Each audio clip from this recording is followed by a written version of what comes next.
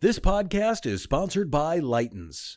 Lightens, your best source for OE quality automotive and heavy-duty accessory drive tensioning devices. We know tensioners because we invented them. Rick, welcome to AMN Drivetime, sponsored by Lightens. Thanks for having me. Appreciate it. Glad to have you here at our headquarters in Akron, Ohio. And of course, you're just right up the street based in Cleveland. Right in Cleveland, yep. So we're glad to have you here.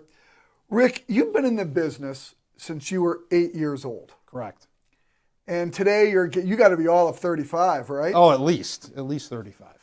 Why don't you walk us through how you got started? I know it's a family business. Just give us the story if you would. Sure. So my dad had been in the business since 1965, actually. So I grew up in the business. He was a salesman. I actually worked for Bill Wesley. Okay. The originator of Blaster. Yep. So that was his first sales gig. So he did that. He worked for a couple other companies in sales, and that's how I got into it. So I was on the road with him, staying in hotels, doing changeovers. So it was good. It was fun. Hung out with my dad, so it was great. So yeah, so we did that. So I started into that, and then after that, he decided, hey, since I'm a sales guy, I want to own a parts store. So that's what he did. He opened a couple of parts stores, so I got into working in a parts store. So that was the next level. And how old were you when you were working in the parts store? 12, 13. So pulling parts and, taking deliveries, and, it was local. It was here in Cleveland. So yeah, so it was great. So it was fun, Yep. And so we did that for probably about 5 years. And then he parlayed that into a warehouse here in Cleveland. And we did that for a while. And then he's like, I think I want to manufacture. He's like the serial entrepreneur. Got it. Like he's always thinking about the next thing. So yeah, so we got into making spark plug wires. So we did that out of our house where we lived. And ballpark, what year would this be? 88. Okay. 89. So, being in sales, he had the connections already around Cleveland. So we got in and I was making spark plug wires by hand, with a vise and putting the terminals on. And we would take the orders in the morning from the customers. I'd build the sets. We'd deliver them next day out of our car. So it was fun. It was working at home and again, hanging out with the family. So it was good. Oh, fantastic. Yeah, it was fun. So, yeah, so that's what we did. We did that for about 2 years out of the garage, moved into a small facility. And that's where we kind of really started to moving and shaking a little bit. Okay. So yeah, what we did is we actually developed a spark plug wire line that was consolidated. So it was about 40% consolidation. So it helped our customers with their ROI, and that's a big thing today, as you know, in the industry. ROI is key. Yep. So so we reduced inventory. So it was a nice little niche for us. So we went out and we sold that, and we sold some warehouses. And after that, we created this tri-pack program. So it's a cap rotor wire kit. And nobody had ever done that before. So he came up with this idea. And so we built that, and that took off real well. We got into some ignition products, kind of round out the ignition side a little bit. Mm-hmm. And then grew that. And then we got into the marine side, building marine products, private label for the marine market, industrial markets. So we've kind of just kept, moving and morphing into just the next thing. So yeah, so we did that for a while, and then we moved into a facility, a little bigger, about 10,000 square feet. And we were there for about 10 years and grew the business, and then we moved into where we're at today. And how big is your facility today? Right now we're about 22,000, and then we have another 10,000 facility down in Florida. Whereabouts in Florida? In Bradenton. Okay, got it. Bradenton, yeah. So yeah, it's been a great ride. So it's been a learning experience, and I always say I've had the best teacher in the industry with my dad, and being through all facets of the industry, from working at a parts store and warehouse and sales. So I kind of have an idea of how it all works. So it helps. Rick, United Motor Products is a family business. Yes, it is. So family business can mean a lot of different things. Yeah. So your family business means what? It means everybody working together. Those were kind of my dad's thoughts when we started the business. We all work together. Everybody that works for us, we treat as family. Our customers, we like to treat as family. You know, it's all about working together, getting the job done, and, you know, not being greedy. So, you know, like my dad said, leave some on the table for the next guy. So, yeah, that's what we do. So you know, he passed away about 5 years ago. Okay. So he's, you know, kind of missed our ascension here a little bit. So, you know, we're keeping those values alive, keeping his vision alive, and, you know, that's how we go to market, and that's, you know, that's our main focus. And your mom and your sister are involved with you. They are. Yeah, my mom comes in and, you know, keeps an eye on things once in a while, keep her sharp, and my sister runs the office. So yeah, so it's family business, so it's good. You know, you hear things about family, good and bad, and we have it great. So we get along, and it's wonderful. So You're a parts guy. Yeah, 100%. Yeah, worked on my own cars, and yeah, so yeah, definitely a parts guy. Do you have a bit of a car collection? I do not. Okay. No, I do not. So I'm working on that. So Rick, United Motor Products has a wide range of product lines today. Can you summarize where you are today in terms of everything you offer for automotive? Sure. So after we got the ignition side established, we took our knowledge and what we knew from that, and we moved into the engine management space. So that's where we're at now. We're growing it and we're adding to it. Our whole concept is to be engine-centric. So anything that touches the motor, that's where we're going. So we've added about 15 or 18 product lines over the last 4 or 5 years. So we're moving with that. We're increasing our coverage and increasing our product line offering. Okay. And then with those product lines, we also sell into the marine markets. So we kind of cover all the industries, you know, fleet business. Okay. So we do that too. So yeah, we pretty much touch everywhere where there's a gas engine, we're touching it. Got it. Yeah. Got it. So you are not only president and owner of United Motor Products, but you're also a partner in Engine Technologies Group and a partner in United Manufacturing Services. Correct. Tell us a little bit about those businesses and your involvement and how all that works together. So I've been very fortunate, you know, over the last 20 years. You know, you meet so many good people in this industry. Yep. You know, it's so big, but it's so small, you know, and everybody knows everybody. So Yep. It's kind of the way it's worked. So I've been fortunate enough to partner up with a couple guys in the industry who've been around for a long time. So Engine Technologies Group, that I partnered up with John Sayward. He's been in the industry forever, been in product manufacturing, sales. So we partnered up. We had an opportunity to make a product for somebody, for one customer, one product. So really what we are is a contract manufacturing company. So if you have a part you need, whether it needs to be re-engineered, needs to be fixed, or you just need a product, so we will make that product for you. So it's pretty much ignition oriented and some fuel products. So anything in that space, distributors, ignition coils, we actually make them. So we design them, we engineer them. So that's what we do for that company. So, and then UMS, Yep. United Manufacturing Services, is in Florida. My partner's Rodney Cole. Is that in Bradenton as well? That's in Bradenton. Okay.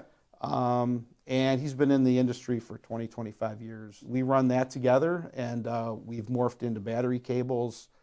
We custom build ignition wire and cable lines, again, private label, and for ourselves. So you're vertically integrated. Yeah, pretty much. We're kind of in a good space, I think, because the products that we have kind of blend in everywhere, you know, to all those industries.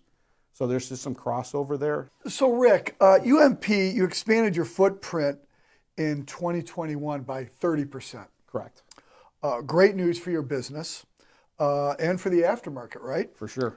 What are some of the changes you're seeing in the needs of your customers right now? So I think a big problem today, and it has to just do with the age of the fleet.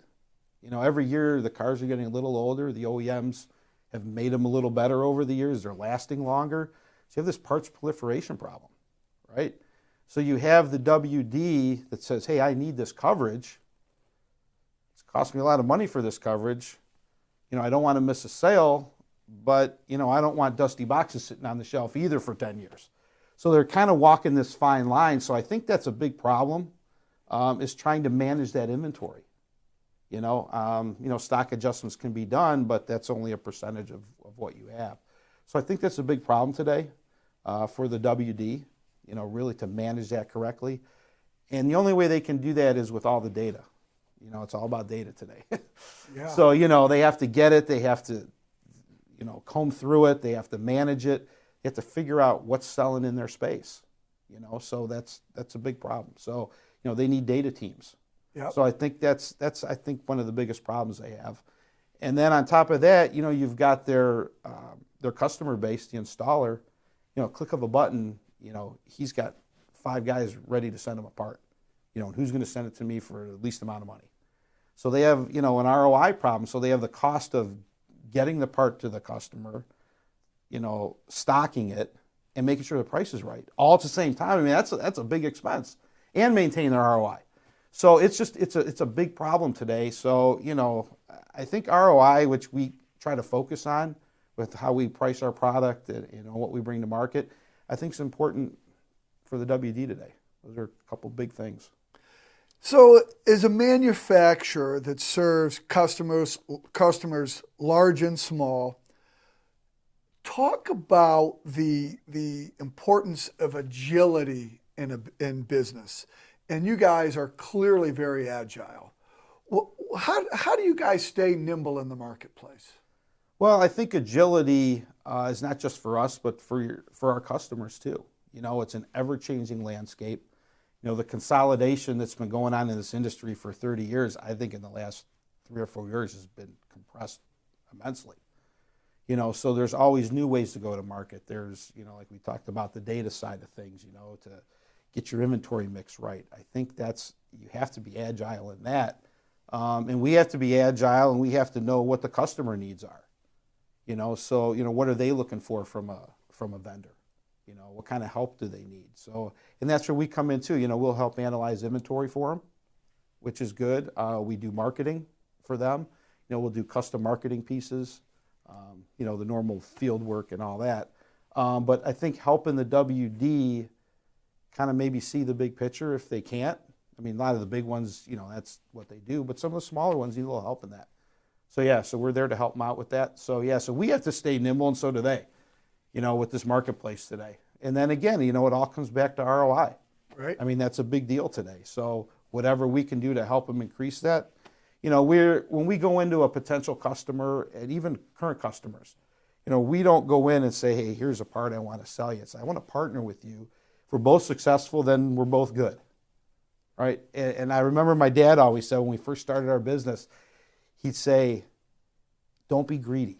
He goes, leave some on the table for the next guy. He goes, we all got to eat.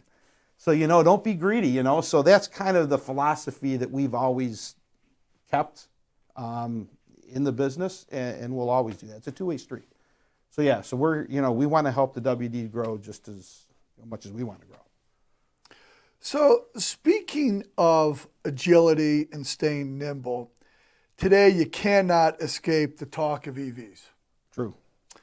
As a provider of engine management products, what is your thinking about EVs as we sit here at the end of 2022? They've come on a little stronger than I think everybody thought they would. So they're definitely here. They're still a small percentage of the market. I was just reading some facts and figures in one of your publications. And there's about 6 million alternative fuel vehicles out in the fleet today. It's only 6 million out of 300 million or so. Yes. But 25% are in California.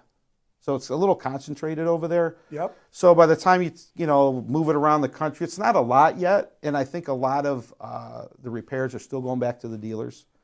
So it's definitely an up and coming thing. So we're kind of pragmatic on getting into the products. We want to see, what's going to be failing and, what the next thing is. So we know it's out there, but we're just taking our time and looking at it. So what we're doing now is we're kind of focusing on our current product lines for, just normal gas engines. So, Not to say that, we couldn't add anything, and that's another thing that we do. When we go to a customer and they're like, hey, we need this, or, it'd be nice if you had this product line, we'll go look at it. I mean, we're not opposed to adding new product lines, growing what we have. I mean, our goal is to have 100% of what you're selling. That's our goal. So yeah, so we're open. We want to partner with our customers, and we even had one customer that we presented a product line to. He said, it'd be really nice if you did this on the box or did this. So we thought, oh, that's a great idea. So we're changing our packaging. So yeah, we're open to everything. Being a small family business, getting back to the old agility and being nimble, we can do that. There's not a lot of red tape. We decide, you have a couple people to talk to, we get it done. Right. So yeah, it makes it nice. Yeah, it makes it nice. So Rick, let me ask you, as you look forward over the course of next year, a couple of years out, what's next for you guys? Well, we're looking to grow the business. And we are growing the business. And the big thing today that I think the internet has brought to light is that, you can get product in a day. So these WDs need their product when they get their orders quickly. So right now with our facilities that we have, we can catch about 60% of the population of this country in 1 to 3 days. So our next expansion would be out west, so we can catch that side out there. So basically east of the Mississippi, we're covered. We have to move west. So that's definitely something that we need to do, and we're going to focus on that. Okay. So, and then we're also looking this year, especially to increase our visibility. We're a smaller company. We're growing fast. So we need to increase our visibility, to the WD, to the dealer, even to the end user. With the online marketplaces the way they are, the end users see your product. So, we're putting a whole marketing campaign together so we create some visibility. So when we do go out to the WD and we do the field work, the dealer says, oh yeah, I saw that in Babcox. Right. Great. I've seen these guys, right? So, so that's where we're going. Then also our product line offerings. So we're looking to add some depth to those. And again, we want to be 100% of what you sell. That's where it's at. And again, it comes down to ROI, as we've been talking about. So it's very important. So we want to do that and grow our actually product line offerings and add new product lines. So we talked about the EV. If we find something that's needed, or if a customer comes to us and say, hey, it'd be great if you had this, we'll be more than happy to, source it or make it and add it. So it just sometimes that takes a little time, especially with the ability or the availability of parts out there around the world. You have to find the right products. You have to find the ones with the right quality. So, and that's something that we've always done and we will always do. It's quality first. That's what matters. And then we throw in, the pricing. We get aggressive on the pricing.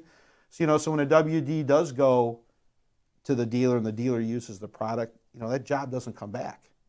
That hurts the WD. It hurts the installer. And they can't afford to have that happen today. So, right. Yeah. So, getting quality products in our mix is a big thing for us. Terrific. Rick, it is tradition on Drive Time. Yes. to have what we call a lightning round. Okay. And I'm going to ask you 7 different questions, and you're going to have, each question's going to have 2 potential answers. Okay. And off the top of your head, you're going to have to give me an answer to the question. All right. All right? We'll see how that goes. Okay, you're a Cleveland guy. I You live am. on the west side of Cleveland. For our audience, if you live in Cleveland, it's either west side or east side, and you're a west sider. Right. So, question 1, Rock and Roll Hall of Fame or the Cleveland Art Museum? I would say Art Museum. Okay. West Side Market or Little Italy? West Side Market. Browns or Ohio State Buckeyes? Oh, that's a killer. You can't do that. Well, both. Well, considering I didn't go to Ohio State, I'm going to go with the Browns. All right. The best season to enjoy in Cleveland, Ohio? Oh, got to be the summer. Best place in the country. Favorite neighborhood in Cleveland? I guess I would come back to Little Italy for that. Okay. Definitely. Okay. The best beach on Lake Erie in Greater Cleveland? Oh, in Greater Cleveland. I guess it would have to be probably Menor Headlands, maybe. Yeah. Yeah, out there. Yeah. Going out east a little bit. I mean, west you have, the Marbleheads of the world and, Yep. the islands. But yeah, in Greater Cleveland, yeah, Menor Headlands is very nice. Last one. Mm-hmm. Best place for dinner in Greater Cleveland? West side, east side, downtown? Best place. What restaurant? Not my favorite or just the best? Your favorite? My favorite. Well, I'll have to say Corleone's Italian restaurant. Corleone? I don't know it. Well, then we have to go. And where is Corleone? Corleone's is on Broadview, Okay. right in Parma, just north of Snow Road. Okay. Yeah, great Italian. It's phenomenal food. You can go there and you can get a steak at an Italian plate, and it's phenomenal. So just love it. Good to know. Yeah. Rick, thank you so much for joining us on AMN Drivetime, sponsored by Lightens. Thanks for the time. Appreciate it. Glad to have All right, you. Bill. Thanks.